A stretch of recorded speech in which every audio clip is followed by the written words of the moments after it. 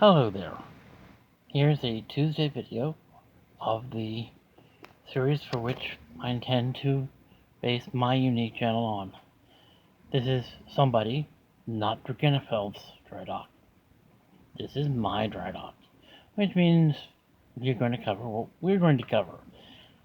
On the other hand, eventually when I get some skill, my videos might start to look a lot like Drakenefeld and a lot of similar subjects. First, this channel is going to have a brighter focus on military, primarily, probably, naval campaigns, battles, and on land, sieges. I'm into siege warfare. I hope you like it. So we will profile hardware, which is ships. A lot of ships.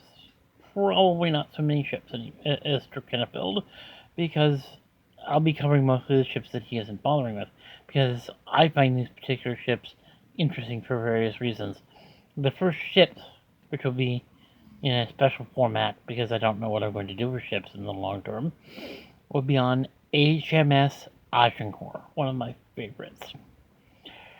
The feature today, what we'll get is what somebody should have done in history. Here, the person is Admiral Scheer, commander of the High Seas Fleet, the German World War I battle fleet. And for this scenario, he has gotten back to from Jutland, and he's starting to assess what's going on. And he has made his decisions that ended up with the German fleet at the bottom of Scapa Flow, mostly. Thus, I have the advantage of, no matter what is suggested, probably would have not worked out any worse than that. Admiral Scheer decided that Jutland showed him that the pre-dreads should not go with the fleet again. I don't think so. He also tried teasing the Grand Fleet off Norway, and that was a bad idea. I agree that, and he shouldn't do that again. What I'm thinking he should do is he should make one of his raids, like he did at Scarborough, in the Thames estuary. And he uses the pre-dreadnoughts. The pre-dreadnoughts sail maybe even before the dreads and the scouting group. So that the pre-dreadnoughts arrive in the Thames estuary and maybe try to bombard London. I don't know if they can quite get into that position, and I'm not sure how to figure that out easily.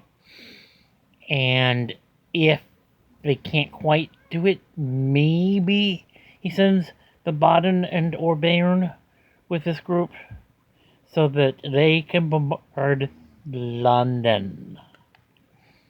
The battle fleet is arrayed to combat and fight the Channel Fleet of British pre-dreads, probably led by Dreadnought herself. The scouting group is deployed along the northern flank. It, with the Zebulons and as many U-boats as it can get a hold of, are looking for the battlecruiser fleet when it comes south. The battlecruiser fleet and 6th Battle Squadron.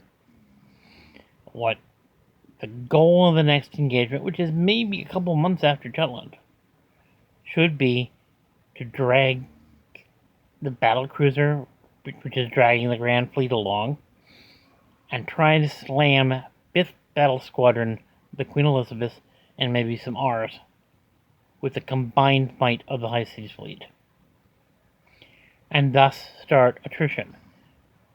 The pre-dreads, they make the first attack, they're in the vanguard, they're scouting for these ships in a wide line, so and when they see it, they run for their lives, and if they live, great. If they don't, they weren't very valuable to Germany anyway.